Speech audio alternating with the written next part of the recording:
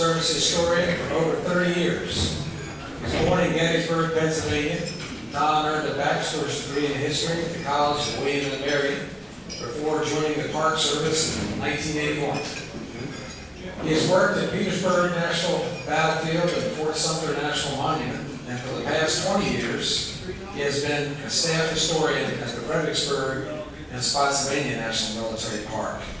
Don has written 3 books: Abraham Lincoln at City Point, Richard Ewell, A Soldier's Life, and War So Terrible, A Popular History of the Battle of Fredericksburg. He is currently working on a compilation of General Ewell's private correspondence, which is scheduled for publication by the University of Tennessee Press in 2012, later this year. So please join me and give a warm welcome to Don Pfanz.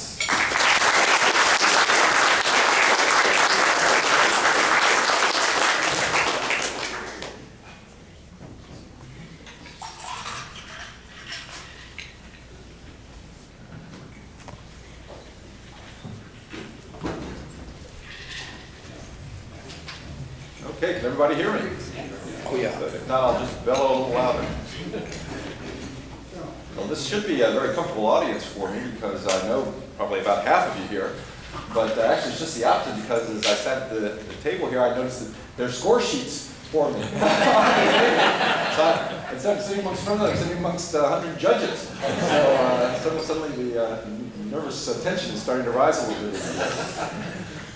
Well, today I'm here to talk to you about a fellow who I'm sure you've all heard of, but may or may not know too much about. That's General Richard S. Ewell.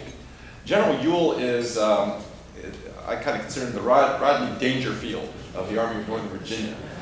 He doesn't get any respect.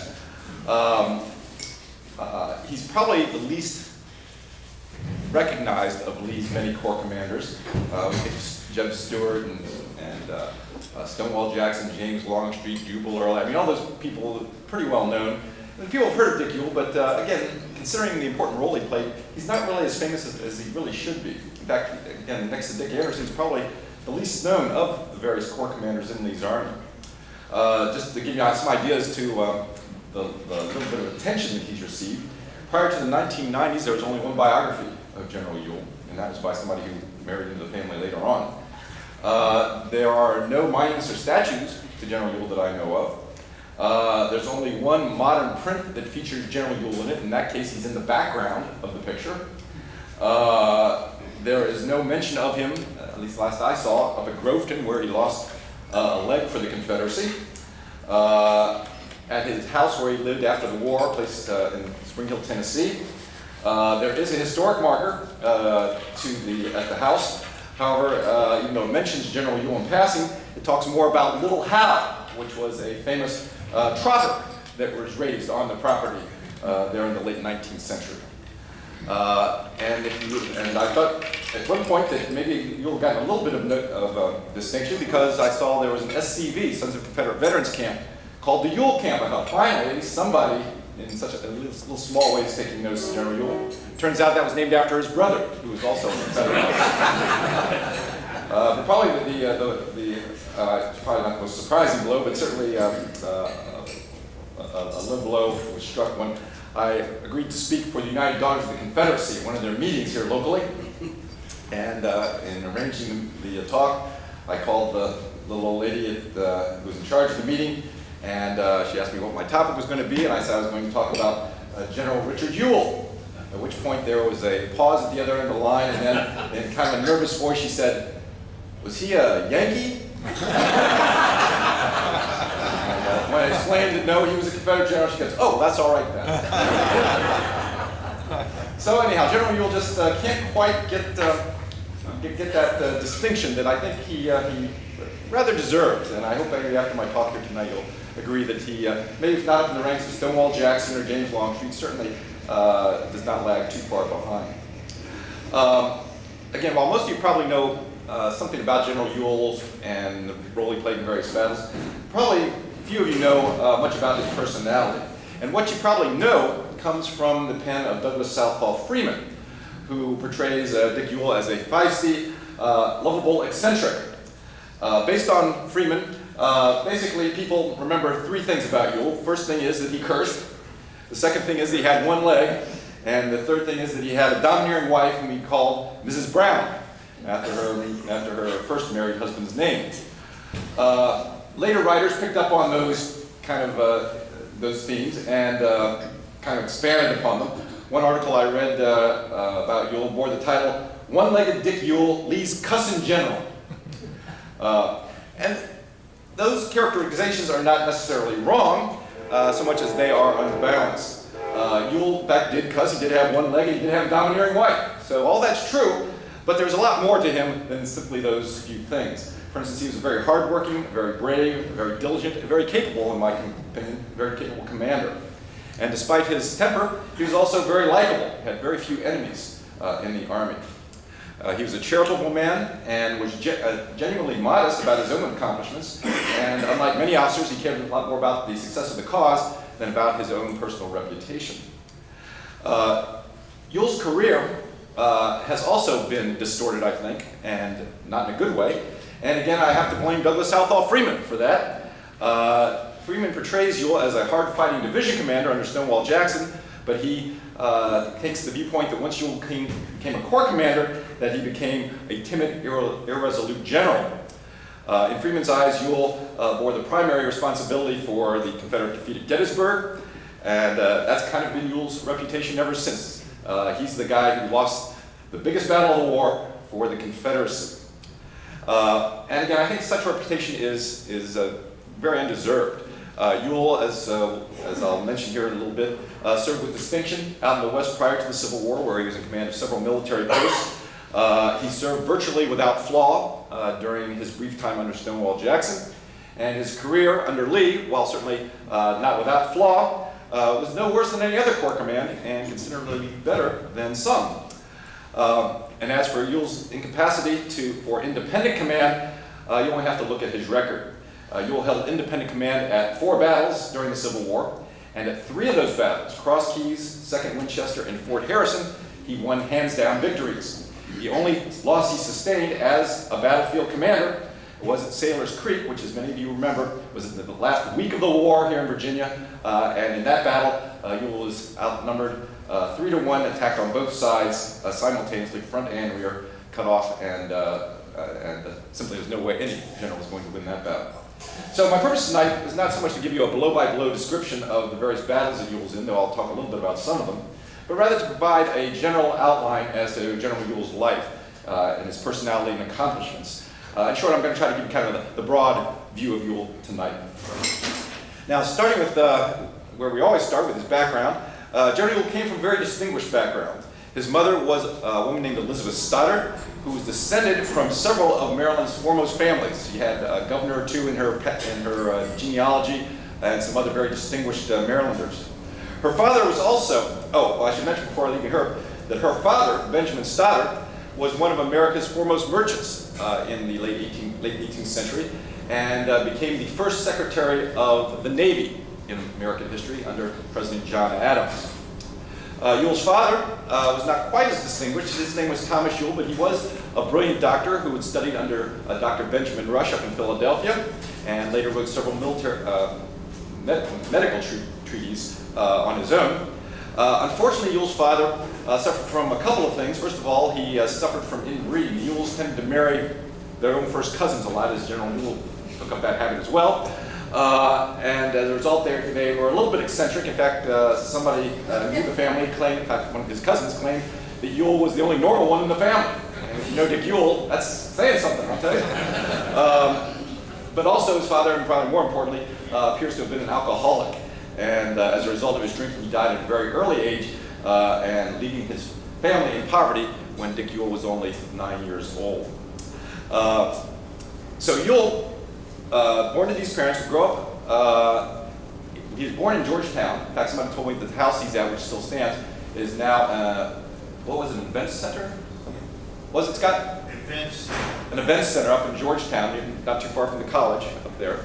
But again, at an early age, when he's still just a young boy, his family, because the falling fortunes of the family, had to move out of Georgetown and move to a farm in Virginia.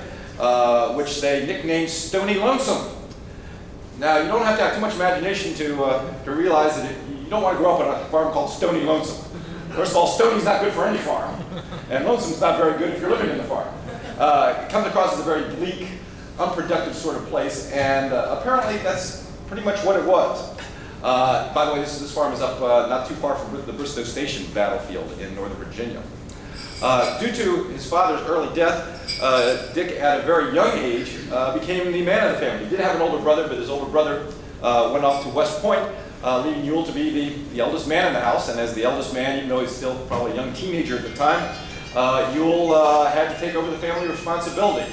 And so, probably at age 13, 14, he's out plowing the fields every day. He's out grooming the horses, taking care of the livestock. He's having to do things that should have been done by his father, had his father been alive. He's living at that point with one very young brother, but pretty much surrounded by older sisters and his mother. And one gets the distinct impression that Yule was a henpecked young man. His sisters apparently were, well, they were just kind of a family that was kind of always at each other. They loved each other, but he was henpecked, I think. Anyhow, poor Yule, as a result of his henpecking, as a result of this early responsibility thrown on his shoulders, is going to grow up very responsible, but not a very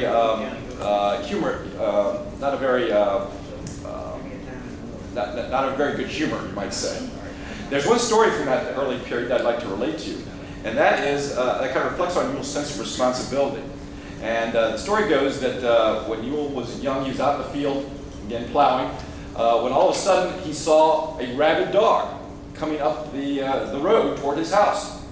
And Yule, thinking very quickly, unhitched the horse and got onto the horse and quickly raced to the house where he told his family to get inside. This rabid dog is coming. He had his little brother, who was probably 3 or 4 years old at the time, very quickly couldn't get the boy to the house, but put him up on a fence where the dog couldn't get at him. And then again kept his distance from the dog, which then headed off down the road toward other farms. Now again, if it had been me, I would have tried to gallop around the dog and get in front of him and try to warn the people. But again, if you think about it, that probably is not the best strategy, because again, you might go this way to warn people and the dog might turn this way. So Yule, thinking a little more clearly than I would have done, simply followed the dog. And as the dog would approach a farm, he'd shout out, rabid dog, rabid dog. And of course, in those days, they didn't have any cure for rabies, so people immediately would dash inside. At one farm, there were several men working outside. Yule called out about the rabid dog. They dashed inside, slammed the door, at which point Yule galloped up to the door, knocked on it, and asked for a gun. At which point they stuck the gun out and slammed the door shut again.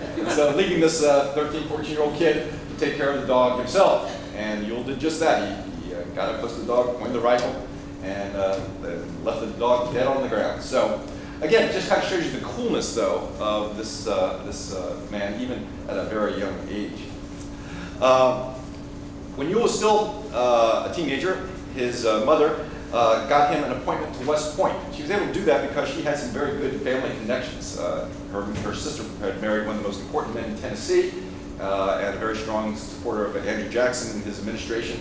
And they used that to get Yule an appointment, just like they used it to get his brother an appointment to West Point. Why did they choose to send the boys to West Point? It wasn't because they were military geniuses at that young age. It's simply a matter of money. The Yules were broke, and West Point was the only higher education you could get at that time, where they paid you instead of you paying them. So for economic reasons, the 2 oldest Yule brothers were sent off to West Point. There, Yule is going to be a classmate of lots of famous people, but in particular, William Tecumseh Sherman and George Thomas. Yule is going to work very hard in school. He didn't have quite the background that some of the kids had, and by dint of sheer labor, he's going to end up graduating 13th of 42 in his class, just 1 behind George Thomas and 7 behind his friend Tecumseh Sherman. Now, being that high up in the class, he got to have a bit of a choice as to what branch he went to. If you were in the top 2 or 3, usually you went to the engineers since they paid better and were usually stationed in nice cities. The lower down you got, then you started going into artillery, dragoons, and if you were really low on the scale, you went to the infantry and they sent you out to some western post out in the middle of nowhere. Well, Dick Yule, he decided after much thought that he would join the dragoons. He thought he would like maybe life out on the frontier. And so he's going to go into the 1st U.S. Dragoons, going to be trained personally by Edwin Sumner, who would later become a Grand Division Commander here at Fredericksburg. And then he's going to be sent out to the plains, where his job is essentially to be in a military post and keep an eye on the Indians, make sure that they didn't cause any trouble. While he is out on the plains, he's going to take part in 2 very famous expeditions, very early expeditions out in the West. One was Philip St. George Cook's 1843 expedition down the Santa Fe Trail, and the other one 2 years later was Stephen Kearny's 1845 expedition down the Oregon Trail. So the very first mounted expeditions down those 2 highways to the west, you might say. And Ewell was one of the very few officers on those 2 expeditions. There, of course, he would see grand sights, he would see deserts, of course, rolling plains for hundreds of miles, the Rocky Mountains, and at one point he described seeing herds of buffalo as far as the eye could see. So, sights that not every American boy would ever get to see. Most of his time, however, during this early period of his military career was spent not doing exciting expeditions, but doing the routine duties of a low-grade officer at isolated posts, learning the administrative and practical sides of being an officer. That was, however, not his primary concern in his life. His primary concern in life at this age, young 20s, is what? Meeting girls. And the problem was, you don't find too many girls out in frontier posts out in the middle of what's today Arkansas back in those days. There just weren't many of them, and the ones that were there were not much to Ewell's liking. And so Dick Ewell, finding that there weren't any great catches west of the Mississippi River that he could find, instead decides that maybe he should go on recruiting duty and goes back into the east. So he goes and recruits for his regiment in cities like Louisville and Chillicothe, Ohio, and places like that. And of course, there's a lot more society and much better society in those eastern cities than out in some dusty western post. So Ewell is there enjoying himself immensely, going to as many dances as he can, flirting with girls, going on rides with girls. He wrote to one of his family members, he said, "There are some beautiful girls in this place," speaking of Louisville, "and nothing but poverty prevents my falling desperately in love." He told his sister, in particular, about one girl he met there. He said, "To state the question mathematically, she is plus 4 or 5 Negroes, and an old uncle who has as many more, a pretty good education and much reading, black eyes and beautiful hands, minus she walks badly, once had dirty fingernails, important to know whether by scratching herself or not, but did not like to ask. In short, and is not a belle. She is a pious Catholic, though to tell the truth, I always thought at church she was much too fond of looking at the bows to be much taken by the service." You can tell Dick Ewell is developing a sense of humor as he gets a little bit older. Unfortunately for Ewell, the Mexican War came around to interrupt his courting. And like all young officers, being his first war, he wanted to get in. He didn't want to be left out. And so when it appeared that he was going to be left behind to man one of the forts during the war, Ewell began pulling some strings and got himself attached to a company that was going to go to Mexico. And that was Company F, the 1st U.S. Dragoons, commanded by a fellow you've heard of, Philip Kearny. Kearny Company would act as General Winfield Scott's escort, mounted escort during the Mexican War campaign. So because he's traveling along with Scott, Ewell's going to get to see not only Scott and the top generals, but also he's going to get to know the members of General Scott's staff, who include people like Isaac Stevens, George McClellan, and most of all, Robert E. Lee. In fact, Ewell is serving directly under Lee in Mexico when he comes under his first fire. As they are approaching Mexico City, they came, which is surrounded by lakes and all sorts of barriers. Scott wants to try to get at Mexico City through a lava bed called the Pedregal. And the problem is they didn't know whether this rocky lava-like area had any paths to it. So he sent Lee out to find out on a nighttime reconnaissance. And Lee, of course, needs some protection, so they sent Kearny's company along to be his escort. And as they approach the Pedregal, they're going to come under fire from the Mexicans. Kearny and Ewell are going to charge, drive the Mexicans out, and allow Lee to do his reconnaissance.